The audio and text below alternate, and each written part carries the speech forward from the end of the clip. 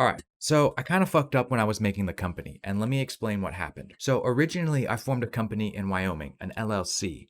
But what I quickly realized is that I don't intend to keep Vape Case for that long. I intend to sell Vape Case within 5 to 10 years. Because of that, I want to take advantage of Section 1202, which is a special tax regulation that has to do with C-Corps.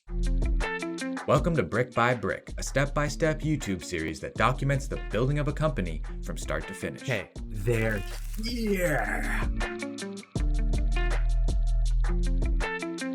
When you have a C-Corp, you can use Section 1202 to sell the business after you've had it for 5 years and pay 0% in taxes, capital gains tax for that matter. So, I wanted to set up a C-Corp, but instead of having my LLC taxed as a C-Corp and forego issuing shares of stock for ownership, I thought, you know what?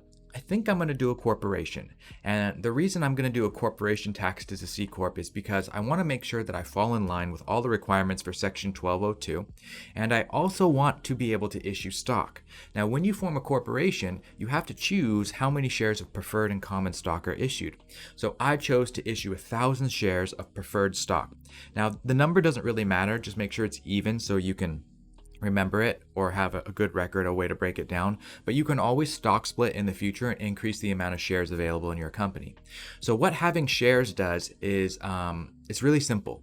And so I have 1,000 shares of common stock for Trillium Solutions, which is the C Corp that I formed in Delaware, a corporation taxed as a C Corp. And so I can give shares of stock to people and it can represent ownership in the company. I can also give people shares of stock in the company and they can give me money in return. And the only thing that they need to prove that they have ownership is the shares of stock in that company. So it becomes a really easy way to grow the business, scale, take on investors, part out pieces of it, license it, share it, and do all kinds of neat things.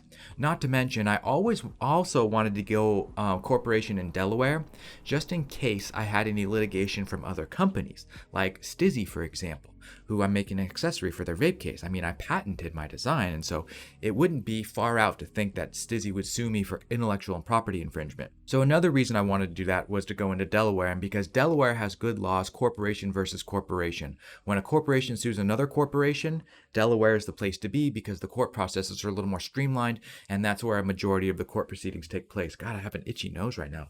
So that being said, originally I formed an LLC in Wyoming taxed as a C Corp, and then I quickly realized that man, I don't think this is what I want. So what I did is I filed articles of dissolution in Wyoming. I sent in some paperwork to Wyoming, paid them $60, and I said, hey, I fucked up. I accidentally filed this LLC. Please dissolve it. So it cost me $60, but they dissolved that LLC for me, and so I don't have to worry about it anymore. And then I formed a new corporation in Delaware. And so now that I have the corporation set up, I also named it differently. The first LLC was named Vape Case, and the banks and the other companies that were working with me weren't really too keen on it. Tobacco, cannabis, alcohol, it's in that category of controlled substances that, people kind of want to stay away from.